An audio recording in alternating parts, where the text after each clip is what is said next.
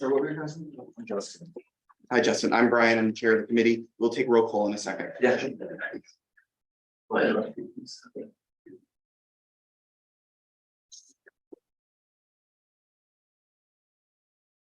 Okay, we are ready to go. Thank you, Brendan. Welcome to the October 2nd, 2023 meeting of the Transportation Committee of Community Board 6. My name is Brian Van Nieuwenhoven and I am the chair of the committee. Tonight we are joined by Assistant District Manager Brendan Berth. This meeting is called to order at 7:07 p.m., 7:08 p.m. As a reminder, New York State law now requires all community board members who are not able to attend the meeting in person to have their cameras on and their first and last names displayed from the time the meeting is called to order until the time the meeting is adjourned. Members of the public who are attending virtually, you can raise any questions or comments that you have through the Q&A feature of Zoom. Members of the public who are here in person, you can raise questions that you have by raising your hand. If there is time following the committee's discussion, we will field questions from the public. Tonight, Mike Devereaux is taking minutes. Thank you, Mike. We'll now take attendance by roll call. Brendan will conduct the roll call. Committee members, I will call your name and you will unmute yourselves. When your name is called, please say present. I will announce if there is quorum. Majed Abdul Samad. Present. Mike Devereaux. Present. B. Disman. Present. Jason Fromowitz. Present. Matt Roberts. Present. Larry Shire. Present. Gabe Terzo. Present. Brian Van Nieuwenhoven. Present. Jerry Weinstein. Present. Haider Zaidi. I don't think is here. But we have a quorum. All right. Thank you, Brendan. The agenda for tonight's meeting was distributed ahead of time by the board office and is reflected on the screen before you. Do we have the minutes from the last meeting? Yes, we do. Do you want to put them, do we want to screen share them real quick or? If you give me a moment. I'll give you a moment. I want to make sure we do that by the book. You know, open meeting is law. Oh.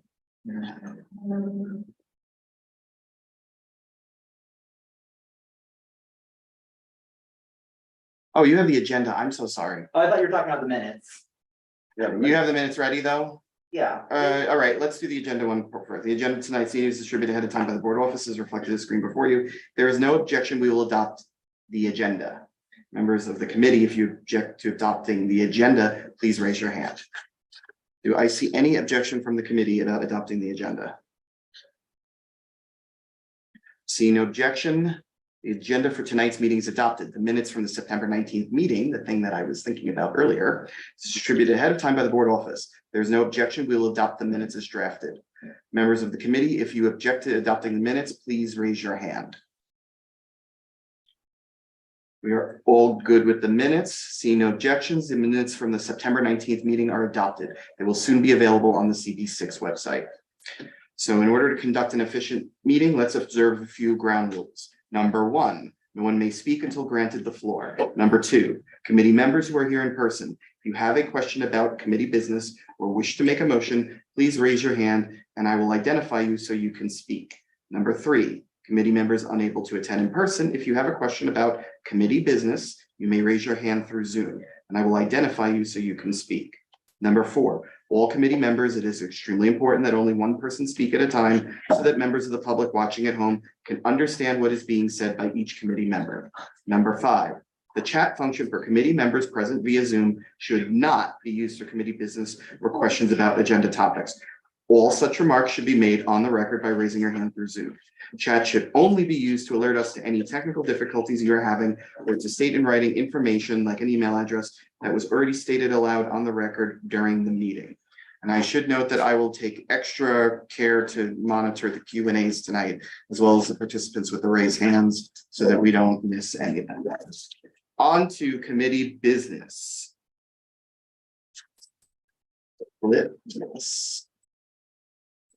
Tonight's agenda starts with item number 1, continued discussion on resolutions for delivery workers. There is a resolution prepared to this by Gabe, from Gabe.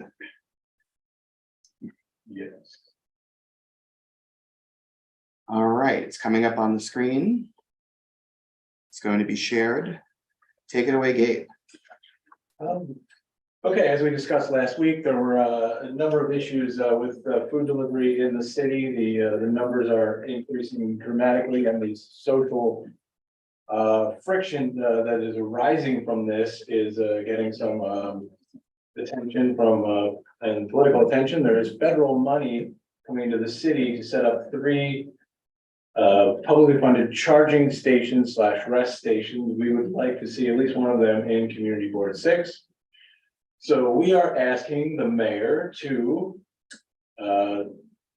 designate a agency to be in charge of this, to nominate 3 spots that are suitable for this purpose, for these sites to take into account the safety of bike charging and provide adequate and clean restrooms for the delivery workers, and to make them in a centrally located location that will be useful for these workers. That's about it, I call him Brian. right? The one thing that we discussed during the notes list meeting was the idea of a disused or a long vacant storefront.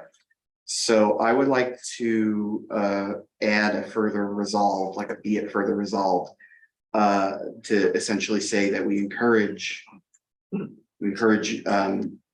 city to consider using a disused or vacant storefront along our commercial corridors for this purpose. Second. Discussion? Does anyone object to it?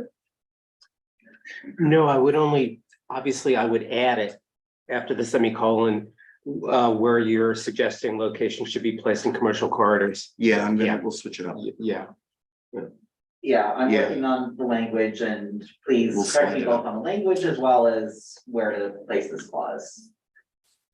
And that's it. Sorry, I didn't see that one earlier. Jerry? it's great. With regards to, I think it was your 3rd point, I would only add for anticipating somebody unfamiliar who would ask the question, well, why can't they use the restaurants that they serve? So I wrote a little thing, whereas today's delivery workers are more frequently than not employed by third-party delivery app platforms, they have lost restroom access, which was a given when they were directly employed by the restaurants they served. Wasn't there a bill that required? Yeah. Delivery workers access to the bathrooms, even with them being contractors? I believe, like 90%. Yeah, I thought there was. If they're directly employed. they're Yeah, but supposed I'm to- saying most are no longer. I thought. No, it was the apps. I thought if you're Yeah. part of the third party, you have to. Meaning you use serve You are. Shake able. Shack, you Now, have access to. I also Shake don't Shack. know if that's, if Yeah. there's a public restroom or if there's, there might be. In that practice, clause. I'm not sure how well that's Yeah. being followed. I think that in the best case scenario, this is additive to that. So the fact that we're getting funding for it encourages us to consider placement of this regardless. And then just a math question. I know we're one of many community boards in Manhattan and the boroughs. With 40,000, have we really thought about how the size and the number of these things, if it's going to be useful? 3 seems insignificant. It does, but we're just trying to get. Yeah, I know you're foot trying in to the start door as a things. bigger Yeah, district yeah. for it. I think one of the difficulties of being a community board and not like really being like a citywide at-large council is that sometimes we don't have productive discussions about things where we're saying the whole city should have more of this. We really have to kind of think. We have to focus on the scope of the district to be the most effective. And I think having one in our district is the right ask, the most focused ask that we can have here. Larry. I'd like to, connection with the amendment that you've offered, put a little context regarding why Community Board 7 had objected out in front of the subway station, and that was having this station at a disused newsstand right in front of a subway station was considered to create a traffic flow problem with the pedestrians trying to get into and out of the subway station. Your suggestion of possibly having it off street would solve that problem and also keep it out of sight. Off street. it wouldn't be in the middle of, the public way. It would be- We're very fortunate within the that we have building. very few situations like the bow tie at 72nd and Broadway. So that was, I guess that was a special situation to consider with traffic flows or whatnot, but I think they could have worked that out. In our case, I could see that if when they do this kind of sighting, we don't have to go within the nitpicks of whether it's mid-block or on the corner. But if they pick somewhere that was on the corner, it might work better for flow, because then that you can dismount right there on a ramp that's available as long as they walk the bike off with the pedestrians, and that could actually be monitored. They could actually station a police officer or traffic officer on that corner in case that there is a problem with bicyclists riding up and down. But if it's mid-block, there's going to be people trying to mount the curb at the corner and come up the block.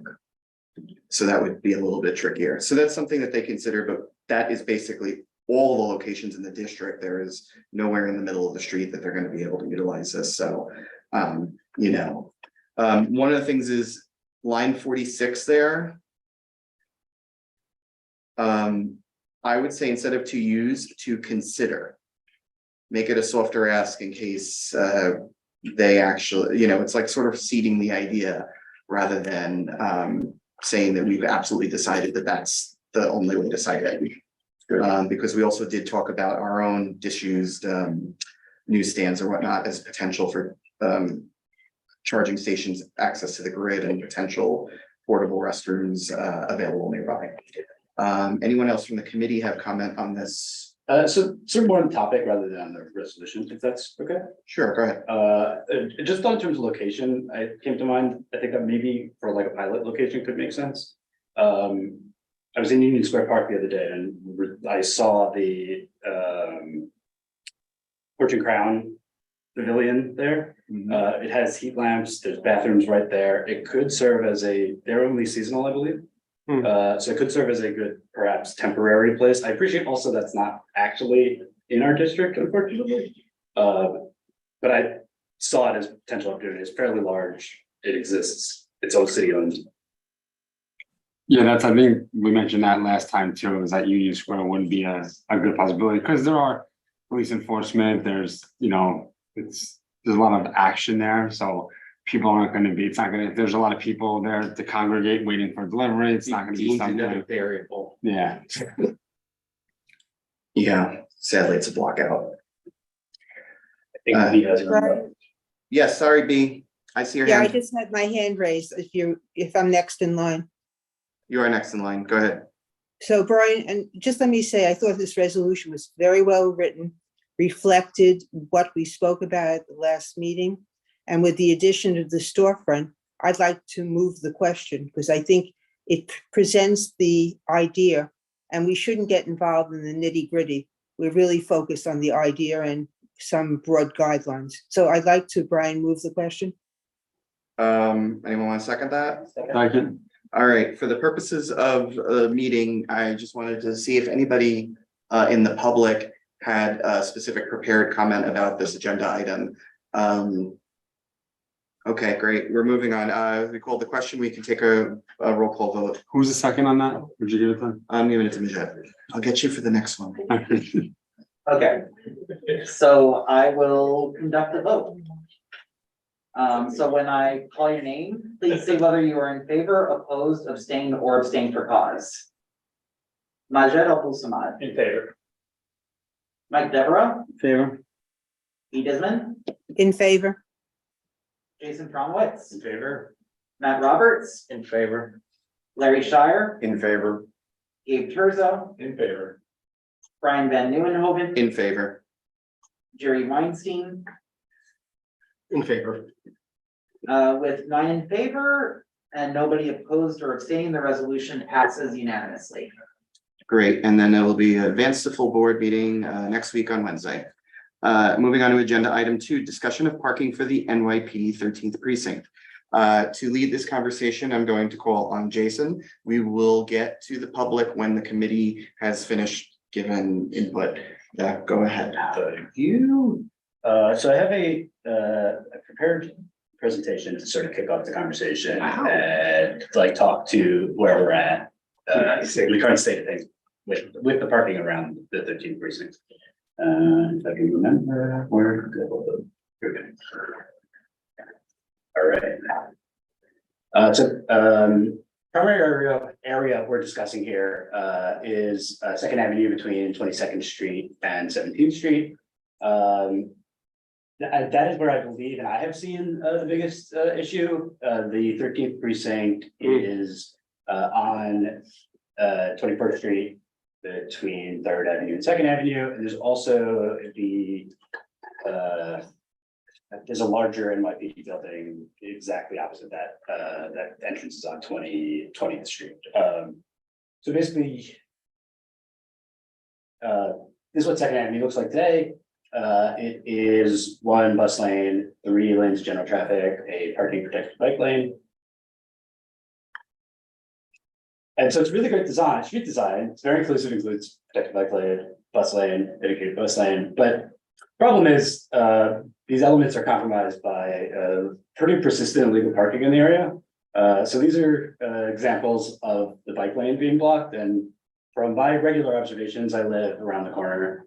The bus lane is almost completely obstructed in this area, and it's basically doesn't exist. It's painted, but it's unusable by buses for this stretch.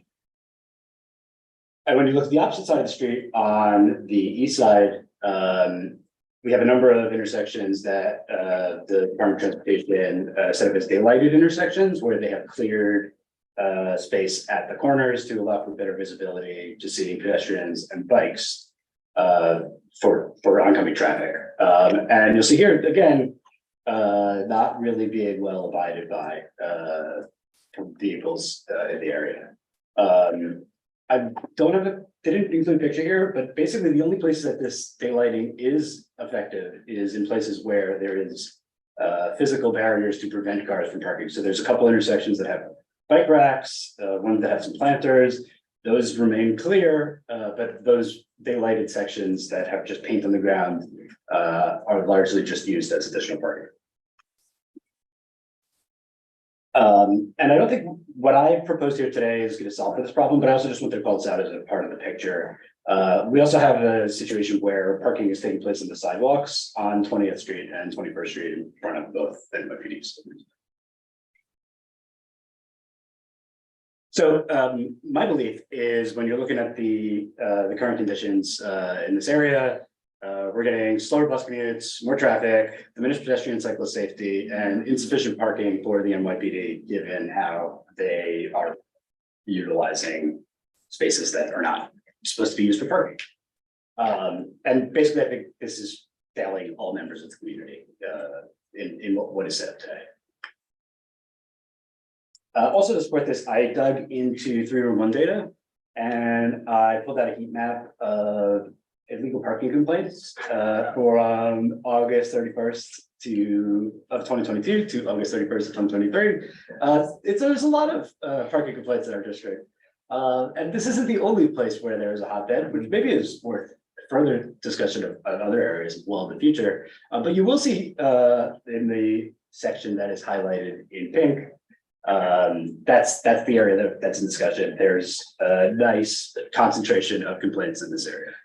So I think this speaks to that the community has noticed this is a problem and has been complaining and acknowledging, and I suppose as a part of these complaints, requesting a change to solve this problem. Also notable, Brendan has shared that a number of members of the community have contacted the board office about this issue, also highlighting the problem of this area.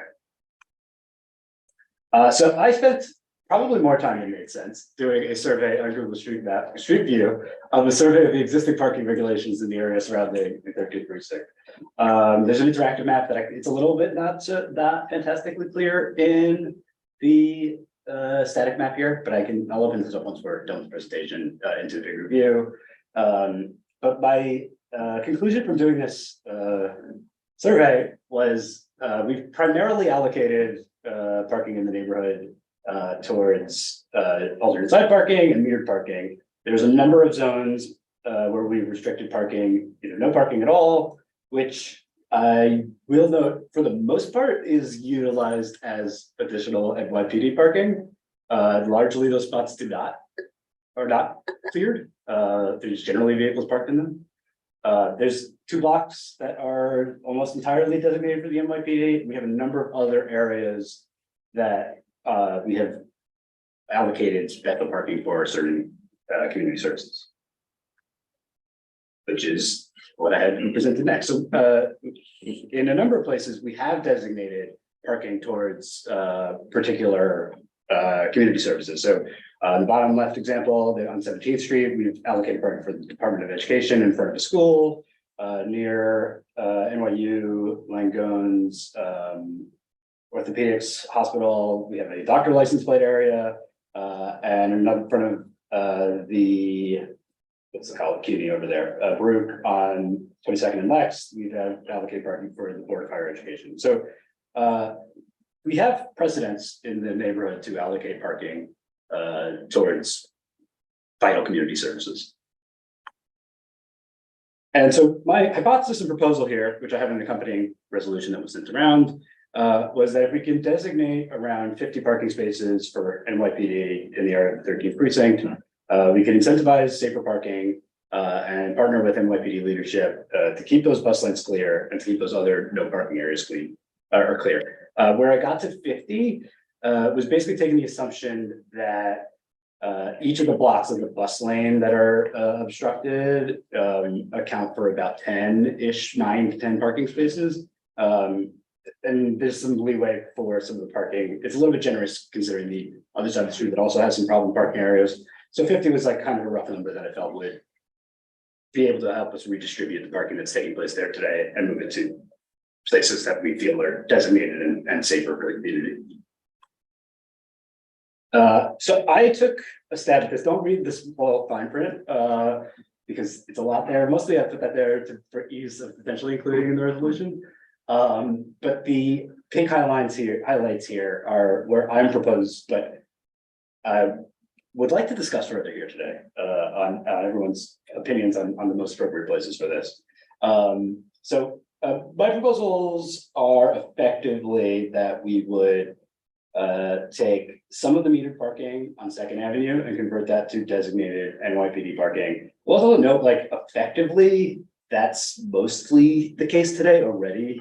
So there would be some revenue loss to the city in parking by removing some of the cars that are parking there and paying the meter, but for the most part, it would just be allocating officially parking to those and reserving parking for those NYPD vehicles that are utilizing that space today. But also notably, we're not completely removing that area, but we're just sort of taking some of the meter parking in that area and also looking at some of the alternate side parking spaces as well.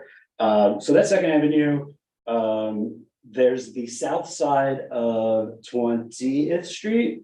Today, there's some of that area is designated alternate side parking. I'll also note, like, effectively, that's largely being utilized almost entirely as NYPD parking. So I don't think that really gives us credit towards the 50 spaces we need. I think just it should be formalized that that's parking for NYPD, which is what it's effectively being used for today. And then I also have the area around Gramercy Park. Again, I feel like largely that's the case there, that parking is primarily being used by NYPD personnel. So it's sort of a creating official space for what's really being already utilized for that. And I think that the bulk of what I'm proposing as a change is designating sections of some of the residential blocks in the neighborhood where we have alternative side parking today, and allocating those as NYPD vehicle spots. I purposefully didn't propose at least any full blocks other than that 20th Street where we can discuss it, but my take is it's already effectively NYPD parking. We would be able to not burden an entire block by removing residential parking and still be able to provide parking for the police department in the immediate vicinity of the police precinct. And yeah, that's all I have. So we can definitely talk more about what I'm proposing here. I'm open to feedback. And I can also bring up the map in detail. Do you want me to do, I don't know how you want to handle Oh. discussion. Yeah, I mean, I'll go through things, but I think, let me think for a second. So on one hand, we have the idea of the proposal. At this point on the committee, do we have anybody who objects to any expansion of this whatsoever? That could, if we, because our resolution is gonna look like, we suggest, Community Board 6 advises DOT to create more designated parking for police vehicles in the area, and then be it further resolved is a suggested list of places to consider where we think it would work. You were gonna say something. Yeah, well, first, thank you so much for this. This is so comprehensive and really just sets that up for a good conversation. I want to suggest that we distinguish between police vehicles, the vehicles that NYPD uses for their daily operation, and private vehicles, which I think cause a lot of these issues. And once we make that distinction, then the suggestion to displace basically 50 parking spots from residential for use of folks who are driving into the city or driving to work effectively. First, would not be popular. Second, I think would really have an impact on all the surrounding areas, especially considering seniors, folks with physical disability and need to reach here. I'm not a fan of giving parking. It's up to me. We'll take it all and make it community amenities and parklets. But the number is on one hand is staggering, and on the other hand, I don't know that this sounds like an enforcement issue, but you know, who's going to enforce it? NYPD. Yeah, that's the problem, but More so than operational or design issue to suggest adding more parking spots. So this, but I completely agree, this is a major issue. I actually have family members who are in the area, and I know how much they struggle to park. And that, yeah, like illegal parking by NYPD is a different story. So what I was gonna say to this is that I agree entirely with Majed in principle, but in effect, it does not matter what kind of vehicle parks in the NYPD space, because if they designate an NYPD space and they put a police vehicle in it, it's being used properly. If someone puts a personal vehicle there, it's being used improperly, but it's gonna be an NYPD person who has their thing in the windshield, and nobody's gonna ticket it. So guess what? It ends up being their parking anyway. Now, there could be a case made to say, well, we shouldn't enable that behavior, but if the benefit we're going to get is a clear bus lane on Second Avenue, then I think with a lot of this, let's start with this, and then if we have to move some stuff around later, we'll think about it. But we want to do something that, whether we're stating it clearly or not, moves what's being done now into a more productive configuration. Does that seem? Just a quick reaction to that. I've worked on projects in the Bronx where they tried to clear the sharp, basic interruptions for bike lanes and where there's simply no compliance because there was no alternative given to the community. Not that folks are being stubborn, but they need to park that car somewhere. And, you know, so that created a conflict elsewhere, and folks being ticketed, going to their local representatives. And so we were just kind of like passing the buck for where the friction happens. If we were to do it that way, I don't think it would clear the bus lane. It would just have private vehicles in bus lanes, which will be ticketed, which will trigger a different kind of conflict than the current conflict we have with NYPD. I mean, that's what they're doing. They're parking private. They don't have enough designated parking for both the police vehicles and the private vehicles. And it turns out that the private vehicles are being parked in the NYPD stuff, and the NYPD vehicles are being put in the metered parking and whatnot. And nobody is going to ticket a city NYPD vehicle that's parked in the middle of a crosswalk. Because NYPD is the one who does that. That's their self-arrangement. We're gonna park our private vehicles in the cop parking spaces, and we're gonna put the equipment in the spaces that are not designated for that, because they're essentially, there's no enforcement for it. If we follow through with this plan, we are creating enough designated spaces so that NYPD does not have to think about using the Second Avenue lane for those things anymore. Now, if we get to a point where we make this designation and they're still parking in those spaces plus leaving other spaces empty, then we can have a community council discussion and say, you can enforce this and we're not breaking your chops. This is a very reasonable thing. Please move equipment to the designated spaces and they should be fine. I have more about Pierce to acknowledge. Go with Michael first. We're gonna go around the table. He's got her hand up too.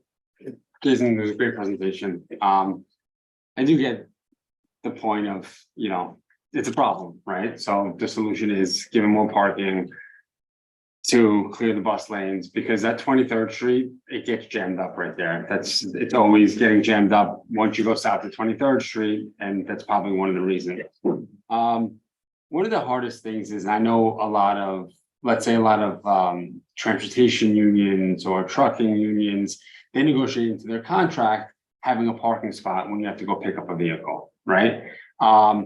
In Stuytown right now, the lowest 2-bedroom rent is $5,100. The average NYPD salary is $84,000, right? Someone in NYPD can't afford a 2-bedroom apartment in Stuytown, which is in that neighborhood. That's sad to me, and I think that has to be changed. But now you're expecting these police officers to live in New York, but outside the city, because they just can't afford with their salaries to live in New York City anymore and have a family. With that being said, a lot of them live upstate or in other places, and you know, they have to drive their cars in. I get that they could take buses and trains, and there's other, but you know, they're working long hours a lot of times, you're getting caught on cases. You never know what their hours are. It's not always a shift, you know, it's not always a 9 to 5. So to have a little bit of movement, you know, the fastest transportation is a car. Okay. I do get their personal cars are jamming up that street. It's just that now if the city would have to offer them a lot somewhere, or put the police cars in Brooklyn, you know, I think there's in Sheepshead Bay or something, there's a big police lot.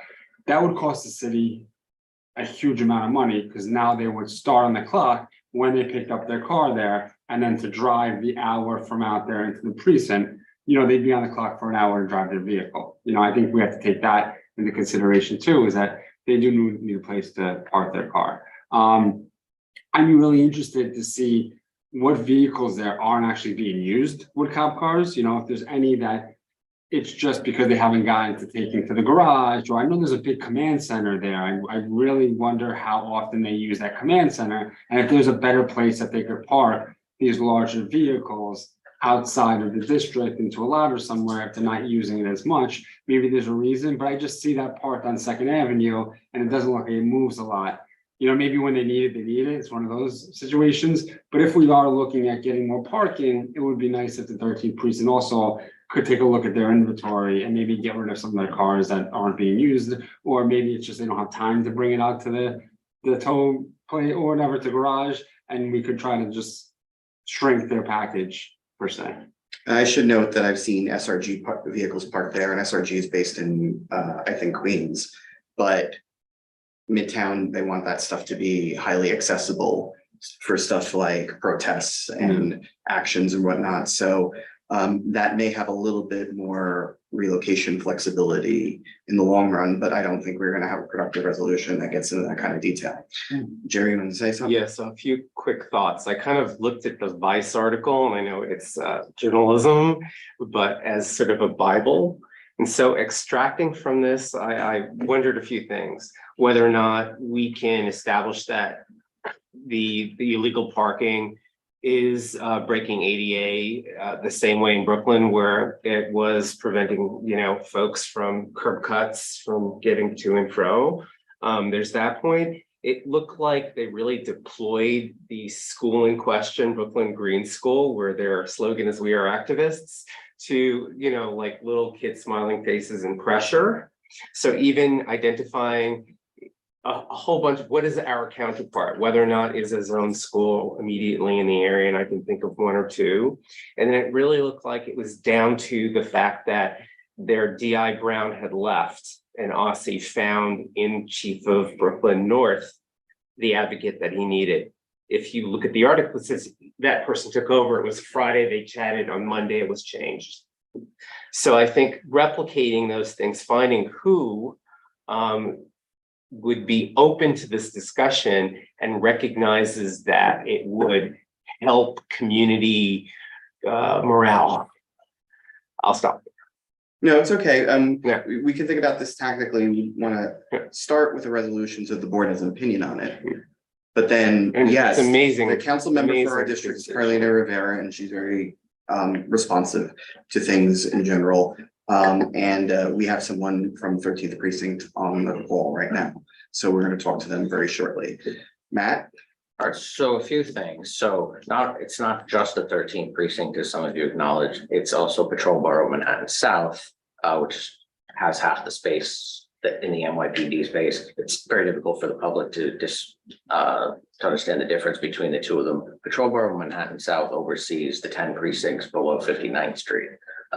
So that creates a lot of meetings. So there's multiple chiefs that have offices there, so that a lot of times there's meetings. So you have NYPD from all 10 precincts coming. Occasionally I get invited to meetings down there. So most of us try to use mass transit and the subway when possible. But obviously police personnel have their own vehicles. So I would say, I see the detective Vinny Arlotta from 13th is on, but I would say that, there's gonna be the number of vehicles needed is gonna fluctuate based on what's going on. If there's meetings, if there's other gatherings going on in that space. So it's also the former police academy. So they do use that space for a variety of things. So that's one distinction. So overall, good discussion. It's a place of mess, but understatement.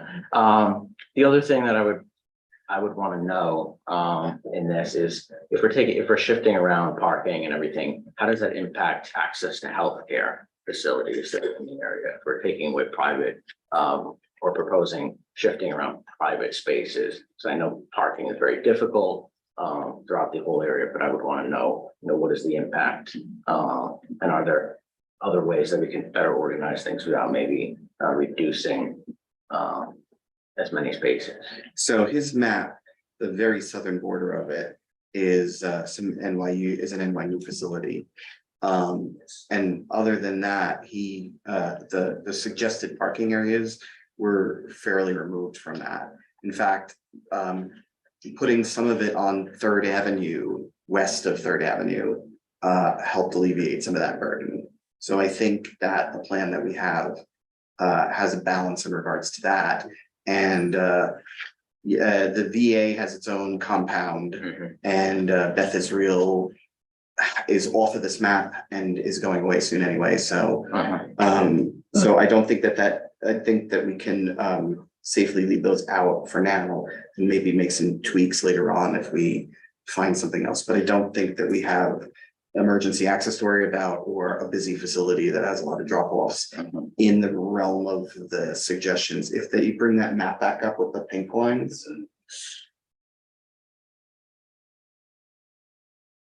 Yeah, there isn't one bordering NYU. There's one at like Cata Corner off of 18th Street. It's across from the yellow designation. Yeah, that's a doctor. Yeah, so the doctor license plate area is going to be maintained, and that facility will have a lot of adjacent parking plus a parking garage down the block for them to be able to utilize. So I don't think we're significantly affecting access to that one. Could I make a relevant comment real quick? Go ahead. I believe that the metered parking, which is largely unaffected, is the best designated parking for short-term use, like a doctor's appointment at the medical facilities. And I think we need plenty of that still intact with this proposal. Yeah, there was a lot of that on like near Stuyvesant Park and right there on the east side of the street. So I'm gonna let B speak next, then you two guys, then we're gonna invite the precinct, then we're gonna invite the public. So B, you are Thank you. up. So I think I'm glad to hear that the precinct is on, because my first question was, this had to be something that the 13th precinct and the other organizations on there must have been thinking about as they see what is happening in the neighborhood. And I was wondering if they themselves had any proposals as to what would help. Also, the whole question of the number 50. My whole question about 50, what does 50 really mean? And based on the number of people that are in that facility, the number of people visiting, will it give us what we're trying to do, which is deal with the community and deal with the police?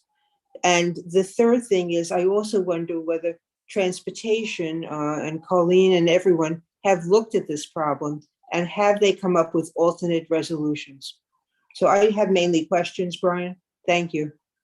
Okay, Jason, go for him. I don't know if I'm gonna be able to answer all of them, or any of them. I'll answer what you can answer. Okay, I wasn't prepared to answer this. Can you run me through them one at a time? The first question was, has anybody from the neighborhood as an institution that had a concern with this or has a stake in this, have they given us feedback? Not that I'm aware of, but we have asked for some other changes, in previous resolutions that have not been implemented. Shocker.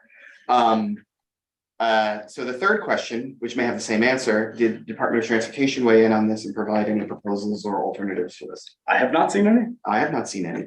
And B, your middle question was why 50? Right, Yes. how did we come up with 50 versus, and in relationship to the number of people at the station and visiting? Yeah, admittedly, it was not a very scientifically analyzed number. Basically, I took the space the blocks between the streets, the Second Avenue bus lane that's persistently blocked. There's room for about 10 parking spaces. Once you figure the total space for a car, I think it's like 22 feet is a standard parking space. I measured at the distance, accounted for like parking or hydrants in those areas, and so I discounted it a little bit. But effectively, it's 10 parking spaces per block on that on the bus lane area. It's not an entirely scientific number, admittedly. It was a number that I came up with. And I think the general idea is that by designating those extra 50 spaces, you're going to move 50 vehicles out of obstructive spaces and into non-obstructive spaces. Yep. All right, Larry. Jason, did you take a look at where off-street parking is located in this vicinity? I did not, in terms of like private parking garages. Or municipal, yeah. I don't believe there are any municipal parking spaces in this area. No. There certainly are plenty of private garages. I did not include that in my research. Brendan wants to weigh in. Well, Yeah, and I was just gonna say that one of the things that I thought about is whether any of those private garages could be used for any NYPD parking. I'm still not sure about that, to be honest. I imagine that would come at a significant cost to the Probably. city. So for municipal parking purposes, the city would have to contract with those garages for the designated spaces. For private purposes, any of those officers could elect to do it. I don't think they will. I think some of them do actually, though. I mean, some of them probably get a space inside town garages just for the convenience of it, that it's like, I don't have to think about this. So Larry, you were gonna weigh in with one more right, thing? well, this is a historical footnote. When the police academy was full of recruits, many of them drove in from the outer boroughs. And they parked at New York Skyports, which is under lease from the city. And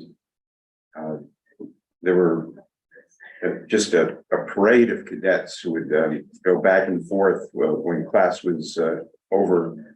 And they were using a paid parking facility, whether the police department subsidized their parking or not, that I don't know. But it is a facility that's still there, still under city control. And for some part of the problem that may not be addressed by the number of 50 spaces, which might be something that could be added to the resolution as an additional thing to be investigated. Well, the thing is, and I think guys who've been on the job for 10, 15 years don't want to be hazed like the Gazettes are, so. Because they were jogging, I saw them all on the waterfront in their sweatsuits that say NYPD cadet on them or whatever. But I think, yeah, the Skyport site is at the end of 23rd Street and is fairly a significant walk from. Yes. I think that we may have, at the very least, we may see very little compliance with such a solution. I would be interested to see like what it would actually cost like if it's $700 for a parking spot in a garage, right? What do you actually lose off of a metered spot monthly? You know, and with the what Taking it, the yeah, cost. taking it away, is it more than $700 a month? Because then fiscally, it's almost better to give a stipend for, 15 cars into a private garage than to take the meter parking away. How much does a parking spot cost in New York City? We call that boy math. Gabe? Okay, a couple quick things I wanted to piggyback on what we said. Is that, can we attempt to quantify the actual needs of the police in this area? I think I think 50 is a great guess, but I mean, if we had a hard number, one that even the precinct could agree to, that would be terrific. I just want to know, for the record, that F-15 is the busiest bus route in the United States, and the fact that it's perennially blocking over 4 miles an hour is not only a sort of grotesque violation of the social contract, that it makes mode shift much more difficult. And this is not a popular thing to say in a sort of policy spaces, but it's a geometric fairy tale that we can ever have sufficient on-street parking in a neighborhood with 60,000 people per square mile. And if we kind of work towards policy solutions under the basic understanding that all residents deserve easily accessible on-street parking, we're going to get nowhere, because it will never happen. It's simply the laws of math. And also real quick, motorists treat daylighting like it's a nuisance and not a vital traffic design tool. And I would love to, safety design tool for pedestrians, and I would love to see some language in the final resolution addressing the importance of daylighting and why they are vital and not a mere nuisance to motorists. Okay, Brendan, can you take a note on the daylighting thing real quick? Yes. Okay, and I on wonder that. who, and I know, Well, I I wonder- wait, sorry. I want to Yeah. get to the detective. On the panelist list on Zoom, we have Detective Vincent Arlotta from the NYPD 13th precinct. Detective, thank you for waiting through everybody on the committee having a chance to weigh in on this. If you have any feedback on what we're proposing or what we have discussed tonight, we'd certainly love to hear it. I can give you the floor for a few minutes right now in response to any of these ideas or questions that we brought up. Well, first off, I'm actually Dan Orlando, the commanding officer of the 13th precinct. For some reason, Vinny Orlotta's name came up when I clicked on the link. So I'd like to thank everyone for what you've said about parking around here. And I could say that this is my second go around in the 13th precinct. I was here 10 years ago as a sergeant, and I could tell you that parking 10 years ago was a lot worse than what it is now. So we are moving forward to trying to get a little bit better on the parking situation. The Second Avenue bus lane, the 50 additional spots would definitely help us with that. But as others have brought up, it's not only the 13th precinct that is here. There's numerous detective squads that are here. You have emergency services that are here. You have the Canada Assessment Division that's here. So it's not like a normal police precinct where you're talking a couple of hundred people in that precinct. You're talking probably closer to 1,000 in this building. So it's a different animal as any other police precinct is concerned as when we have parking is. But I can tell you that 75% of my people in my command do take mass transit. So a lot of the issues that are going on here are probably the other commands, but I will work with them in any way that we can to try and help as best as we can. That actually sounds reasonable. Thank you for all that. So I want to ask you one question. Is there any single thing that has happened in the recent years that has made it more difficult to manage the parking situation around this police complex, which is what I'm going to call it from now on? As far as like I said before, the parking is better now than it was 10 years ago, but the bus lane has been a contention from 10 years ago to now when the bus lane first started. So as far as anything that is different, I would say that the number of actual personnel in this building did go up from what it was in the past when this was the police academy on the other side on 20th Street. All those recruits that you spoke about, they weren't allowed to park in this area. Now it was about 2,500 people as police recruits. So with them gone, and also the trainers that were with them, they're also gone. But then you brought in, instead of you have 2,500 recruits, you have full police officers and everything that goes along with that in that building as well now. So you didn't have that in the past, and we're trying to make the best that we can with taking mass transit as best as we can. When we do have off hours, that's when it comes into an issue with the trains not running every hour on the hour is pretty much when you're gonna have people driving in when they see their train schedules that bad. But like during the daytime hours and the trains are running real frequently, that's when most of our people here take mass transit. That's good to hear. We appreciate that. I'm going to move to members of the public who are here. I know several people. Yes. Oh, Larry, Officer yes. I have a question about whether the command has any point of view about changing the configuration of Second Avenue where the bus lane currently is, to make it similar to the way the bus lane is offset on First Avenue in this vicinity. Do you think that would be something worthy of discussing with DOT? Would that alleviate this problem? Just to clarify, like to be specific about that design, the bus lane is one lane out into the street rather than directly on the curb. So there is parking access preserved there. And DOT in some of those spots where there are bus stops have actually brought the curb out into the roadway where the parking lane would have been, so that the bus can continue in the bus lane, not have to pull over to the side and pick up and discharge passengers more efficiently. That is not something we currently have on Second Avenue, but they might be able to install that. There are bus stops currently on the block between 23rd and 22nd. That's not blocked by police.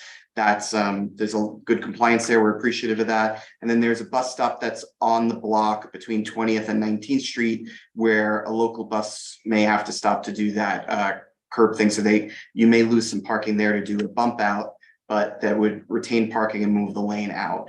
And then the one downside of that is it would reduce the traffic lanes on Second Avenue at that spot, which I don't think anybody at the meeting is going to object to that, but I do think DOT may have their concerns about implementing such a thing.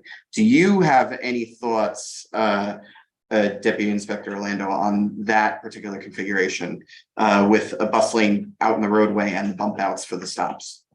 I think that would probably bring traffic to a standstill in this area, especially around the school dismissal time where school buses stage. So if you take another lane of traffic out, that would leave you with a one lane realistically of travel. So that may not be the best idea. I would probably say the parking situation where you allocate additional parking might be the better route. Okay. Did anybody else in the committee have a question for the inspector? I'll go with Jason first. Yeah, just more of a comment than a question. Apologies for looping the entire police compound into the 13th precinct. I will note in my own observations, what I've seen from cars parked illegally with NYPD placards. The majority of those that I have seen have been parked illegally or dangerously have been bearing the recruitment division on them, not the precinct. So I just wanted to acknowledge that I don't think the problem is primarily coming from the precinct officers. My suggestion that do you have a contact with that division that might be a community contact that you can refer to Brendan after the meeting? So of course, we'll be able to share whatever we can, and I also work with them closely. If we could come to a joint agreement, I'm definitely something I want to facilitate. Okay, and we have Mike Devereaux, who might have a question for you as well. No, I was gonna thank the deputy inspector for coming in. I was gonna ask if we could have like a smaller meeting with the people from the other precinct, I guess, so then just to talk this out with all the communities. Yeah, I think me and Gabe might be maybe willing to do a conference where we catch them up on the things that were said tonight, because it'll be duplicative otherwise to have a whole go around. So with that all done, members of the public, there are people here specifically to comment on this issue. Who wants to go first? Raise your hand. Introduce yourself, please. My name is Barbara Schildkraut. First of all, I want to thank you for giving me the opportunity to say a few words, and I'm very impressed with the presentation and the discussion, really, and very comprehensive. So I want to just say, I live on 21st Street between 2nd and 3rd Avenue. And I've had a lot of interaction with the precinct over a number of issues, parking in the tree bed, parking, so that I couldn't get my father in a wheelchair down the street. Over the years, there's been a lot. And parking at the bus stop on 3rd Avenue and 21st Street on the east side of the street. And I have personally approached the Department of Sanitation as well, because my street is never swept. It is disgusting.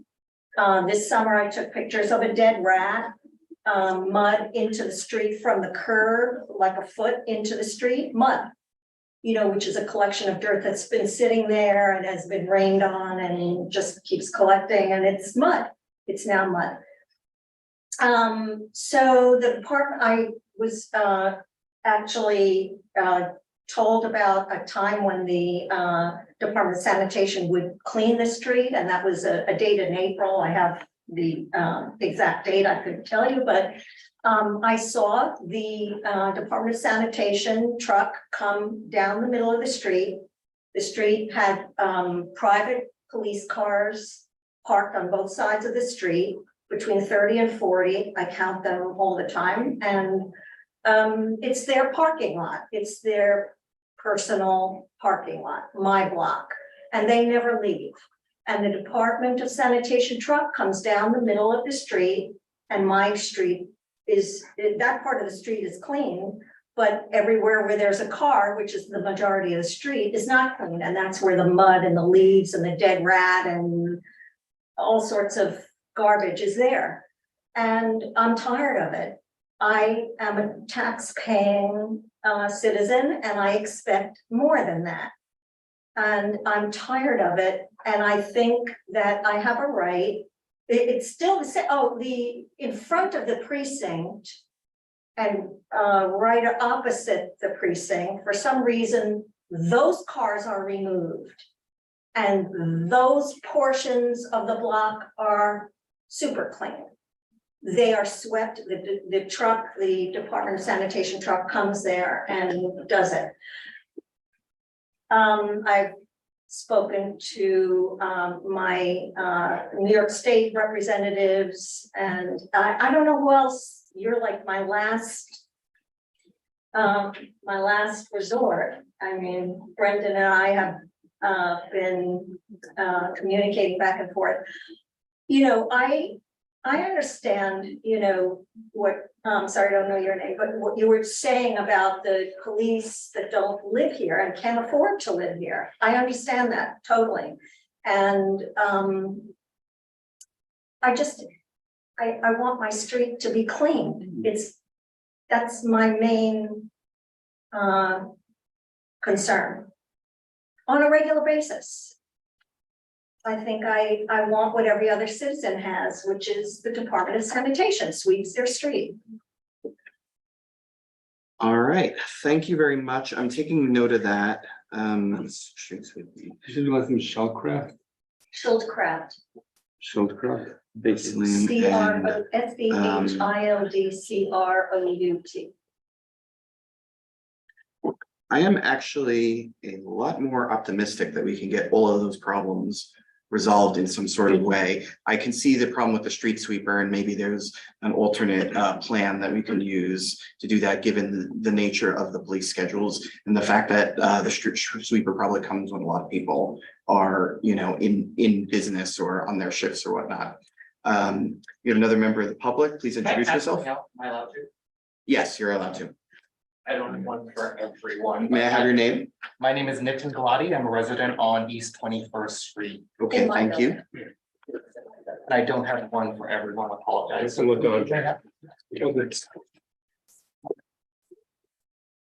So a couple things, I really appreciate the presentation that Jason made. I think it was great and a great proposal. There's actually one problem with it, is that the streets that are blocked off for NYPD are actually not swept. So on East 21st Street, you'll see it's both sides of the street. So that street is not actually swept at all. On East 20th, only the north side is not swept. The south side is swept because that's not blocked for NYPD. So that's swept twice a week. All the other streets are swept twice a week, Tuesdays and Fridays, I believe. So if you actually block off all the pink areas, you will actually exacerbate the street sweeping problem.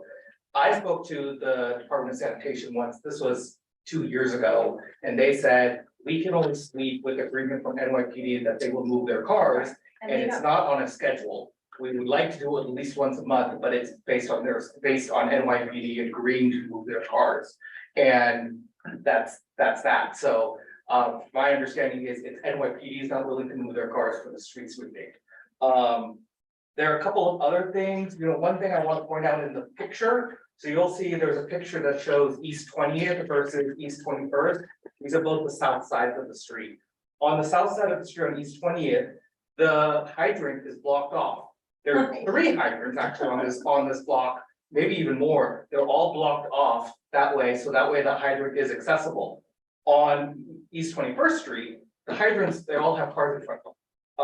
That NYPD vehicle that you can see in front of the hydrant, I apologize for the dark picture, that's there all the time. I realize they need to have that truck close to the station, but that's blocked that's all the time. There's actually even rotting wood that's around it to preserve that spot for them. If you look at also on the picture on the right of East 20th, you'll see very, very organized parking. There are expensive condos on the south side. It's actually a really extra long sidewalk. You could actually take part of the sidewalk away and make diagonal parking like there is on the north side. Yes. You could actually get much more parking. On East 21st, because it's haphazard parking, here are 3 cars that are parked onto the sidewalk. If you actually had slots, you could probably fit 4 or 5 cars, but because they're unregulated parking, they take up actually more space.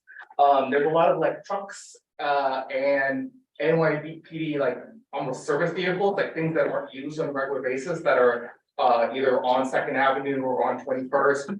There was one time, usually they do a really good job of not blocking the bus stop on East 21st.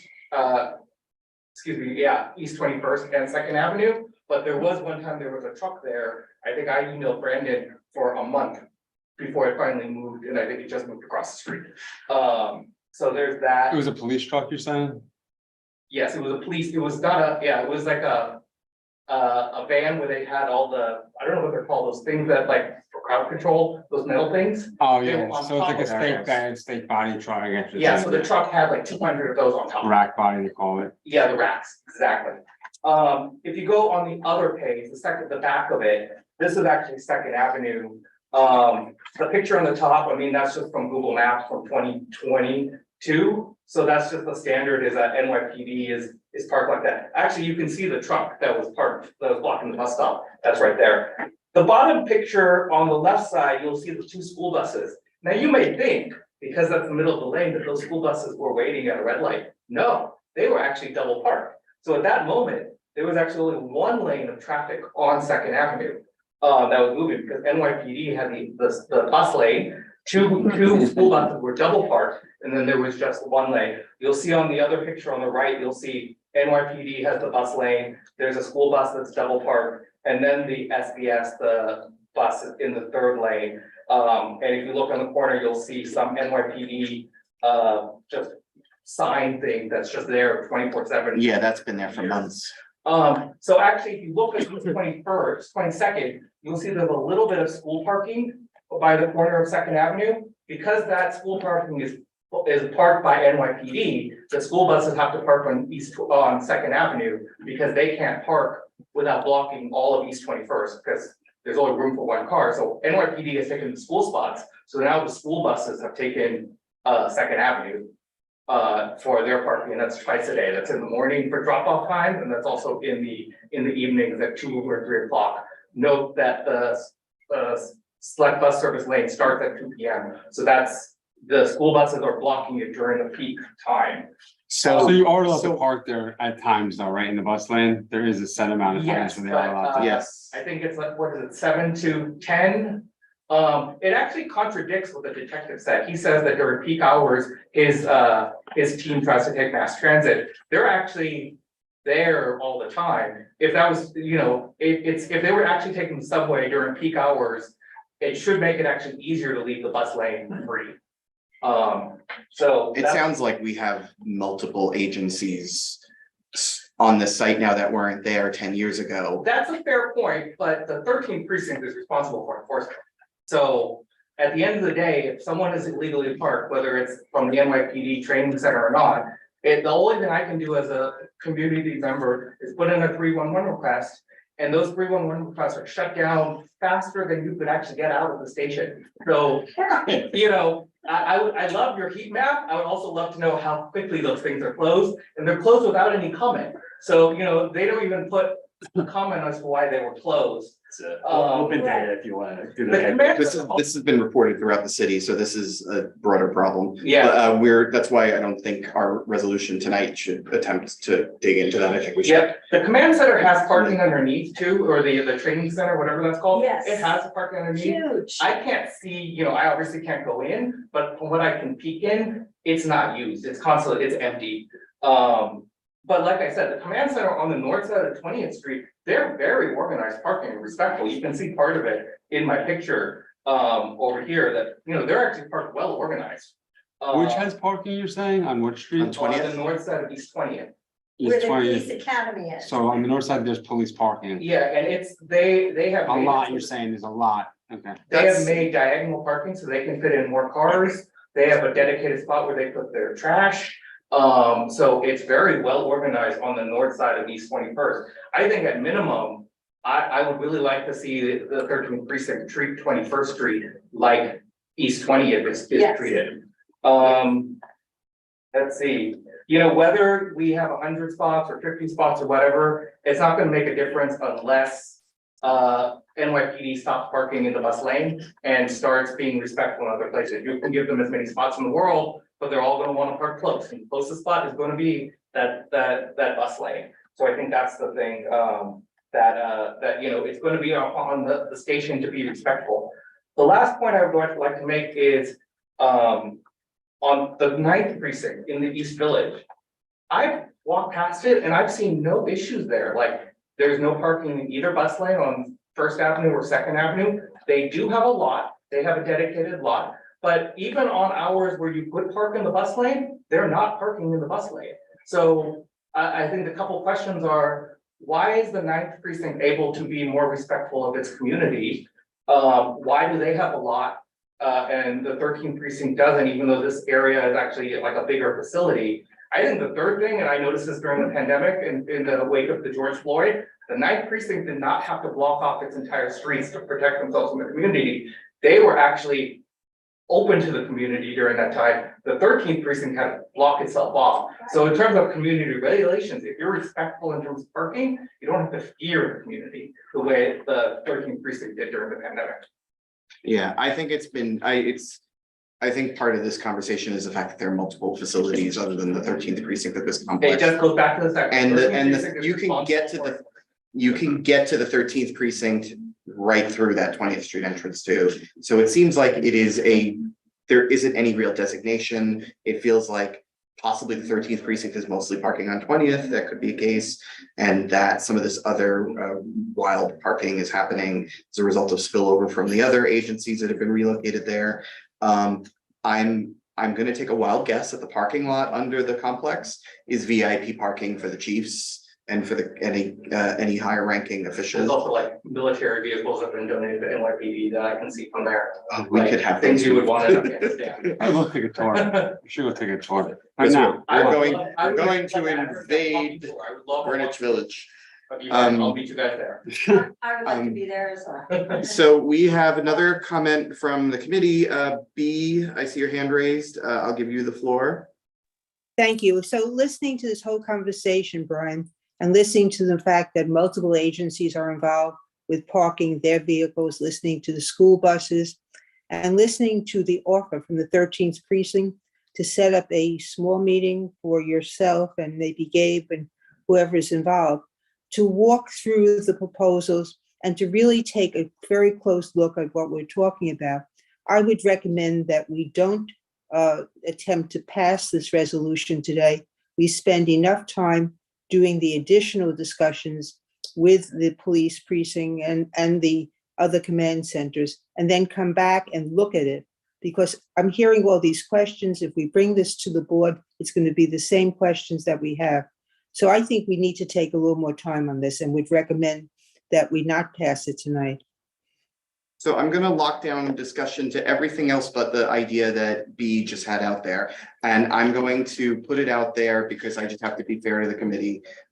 Is anybody going to put a motion forward to call the question on this or to put a written resolution out there tonight?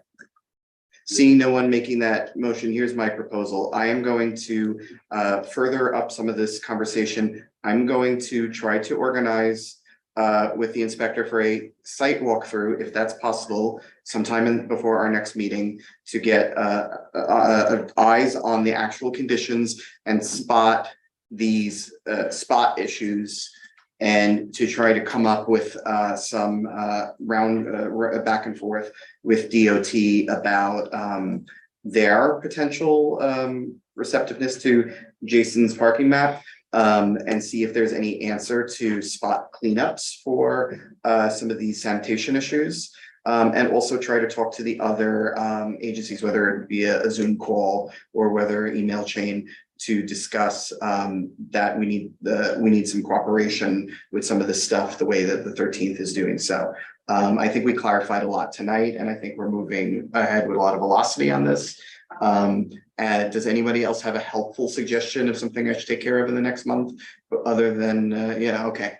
I would only say that maybe refine the map so there's not NYPD parking on both sides, because that seems to extremely exacerbate the street sweeping issue, because then the whole street's not swept. So I think on his proposal, he had some places where the whole streets were gonna turn into NYPD, that I really think it should just be limited to one side of the street. Yeah, that would be probably 20th, and we can take a look at that. And that may require designating a few more spaces. Yeah, I'm not sure why you didn't designate 22nd.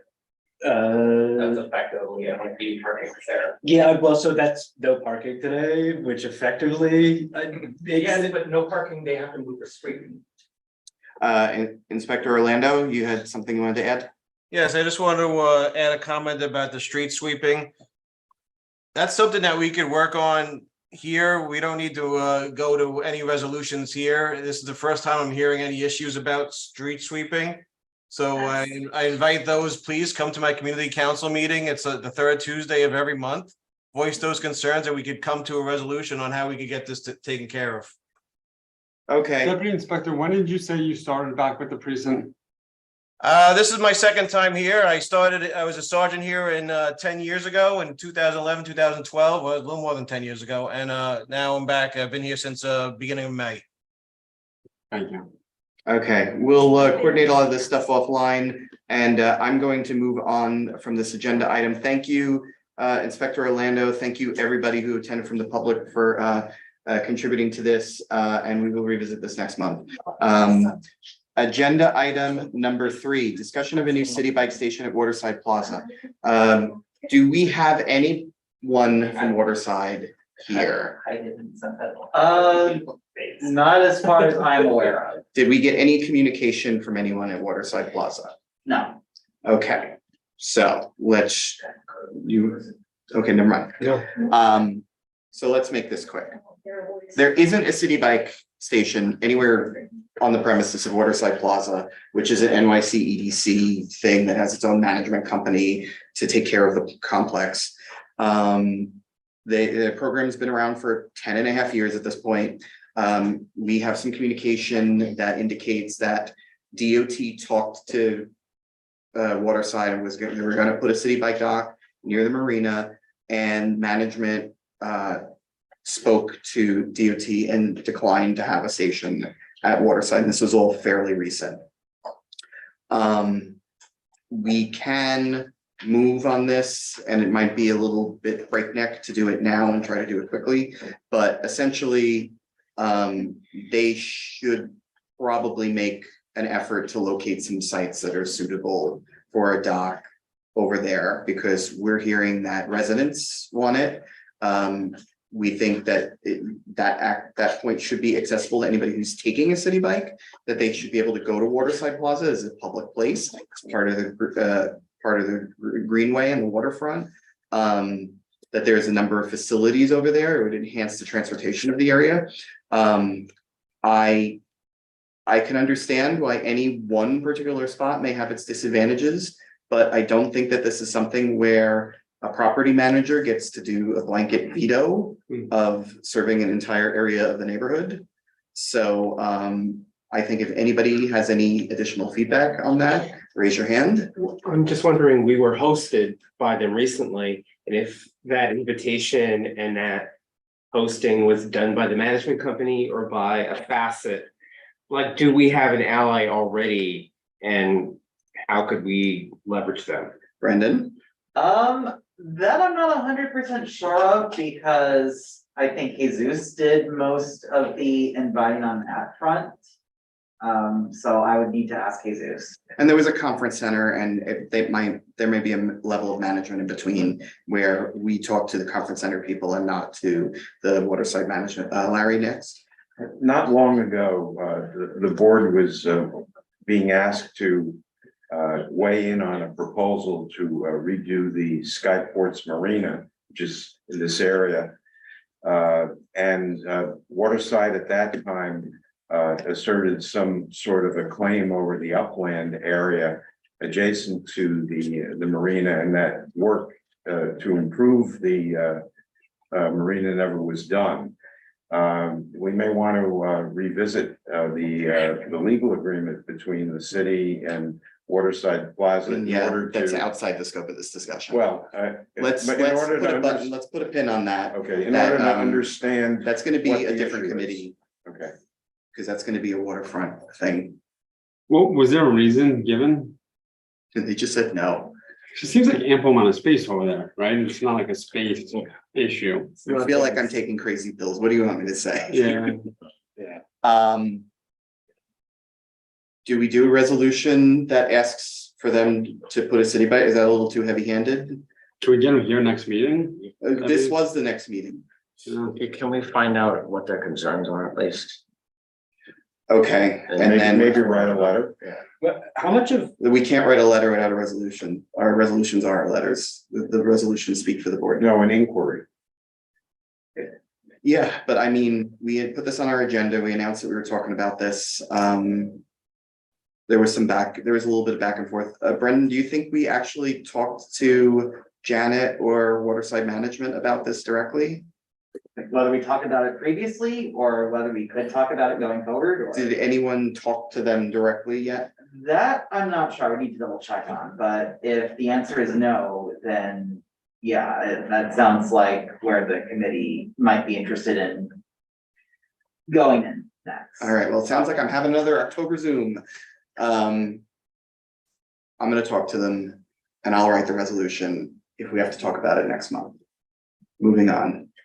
Report for the New York City Department of Transportation. Colleen, you're still on the line. Thank you for bearing with us. I'll give you the floor. Oh, I'm here. How are you? Can you hear me? Yes, sorry. Oh, good. I was listening to the Waterside and the City Bike. I will be more than happy to work with Waterside to help with having a station there. We can still continue the dialogue with having Lyft reach out to them. But I don't know if the board is going to send us a resolution on that. Will you guys send us a resolution on that? I think that would be helpful. If there's no movement on it, then we will be sending a resolution. Okay, great. So the other thing is that we issued our holiday construction embargo, which is going to begin, I think I believe it is the first week or second week in November, and it's obviously it is the first week in New Year. And during that holiday embargo period, as you know, constructions is halted, and the only work that we would allow is for emergency work to be done in the roadway. So there is a break with the construction.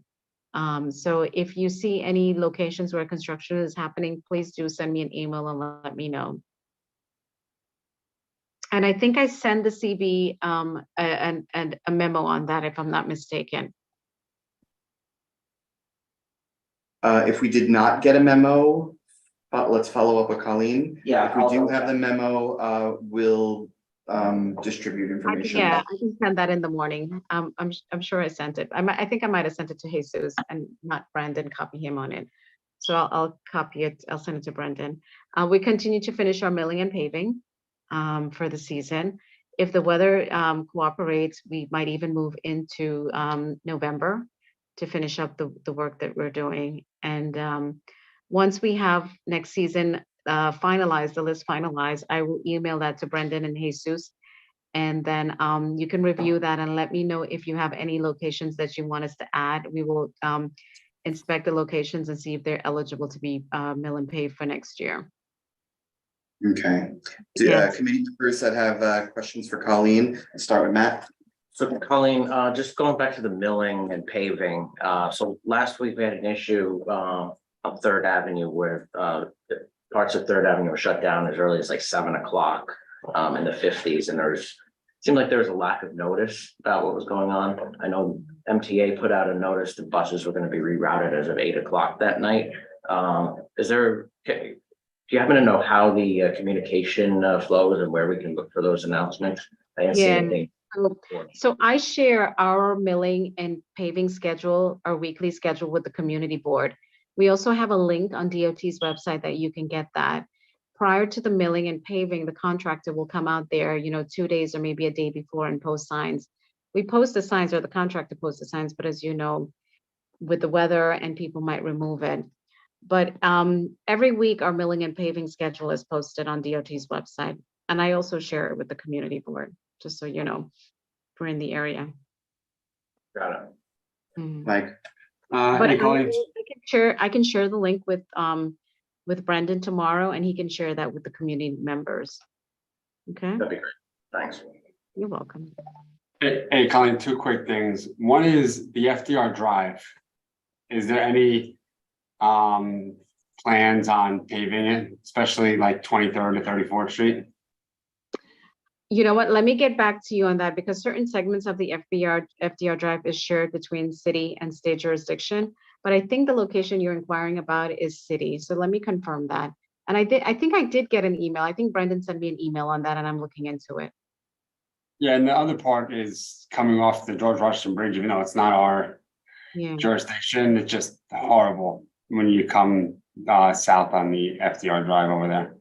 Okay. One other question is, I know Brendan we've checked on the curb cutout on the 18th Street garage in Stuyvesant Town. Is that happening?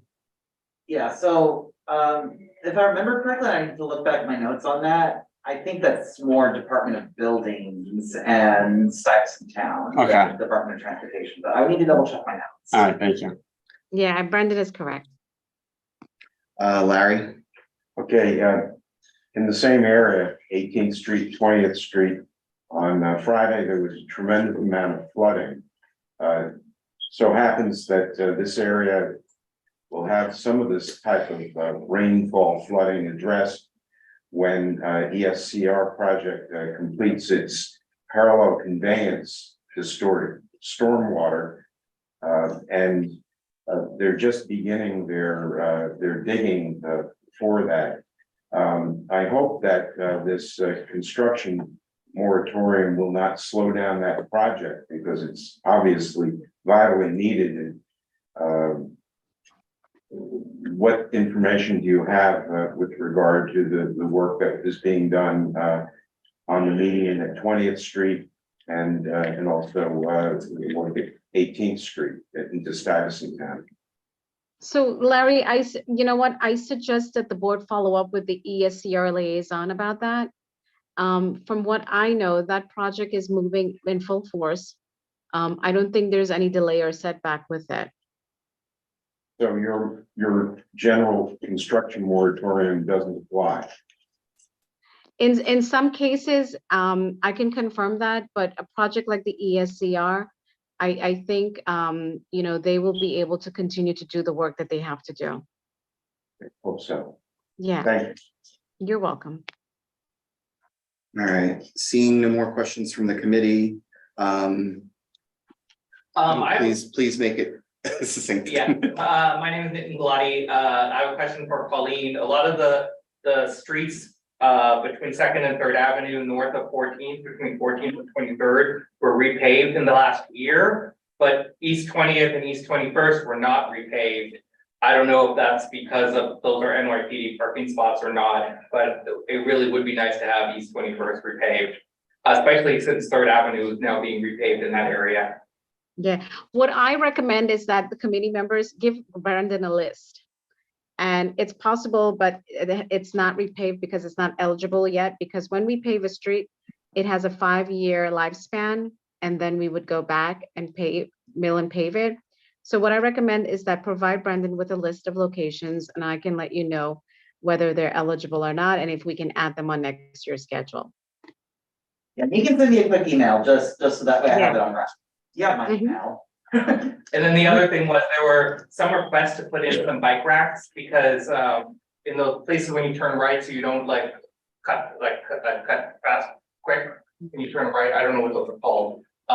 Jason, you were pointing out that where there are bike racks, there's no illegal parking. There were some requests that I've sent to Brandon over the last 2-3 years about putting in new bike racks in that area, and I know there's a shortage of bike racks in that area around the 13th precinct. So Okay. if there could What I recommend that you do is that we do have a link that you can go onto DOT's website and done put that. in locations that you're requesting bike racks, and they I've will done follow up with you. Yes, I have done that. Okay, Yeah, we'll connect Colleen. I know what he's talking about. And yeah, it's a request that was made a number of months ago. Okay, So I'll follow up with you, Colleen. Thank you. okay. All right, well, thank you, Colleen. Appreciate you're it. welcome. Next item on the agenda is chair's report. I'm going to waive the chair's report. Next item on the agenda is old or new business. Does anyone have old or new business from the committee? Could I just say, well, I guess all the new business is that I've noticed that city bike stations, for some reason, there's an absurd amount of them that aren't on the same side as the bike lane.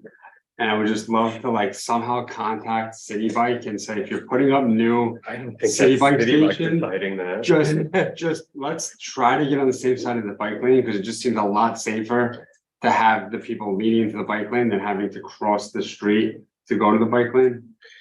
It depends on where it is. I would say that makes a lot of sense on something like First Avenue. And I feel that.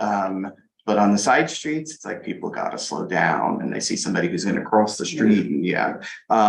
If you have any sites in particular that you see that there's stuff happening, get a little list and maybe we'll talk about it at a future meeting or whatnot. But maybe we don't even need to do that. We can just forward it to DOT on the side. Yeah, it's not even like moving them, it's just going forward, let's try to make an effort to put it on the bike lane. It just would make sense. We'll do that. Okay.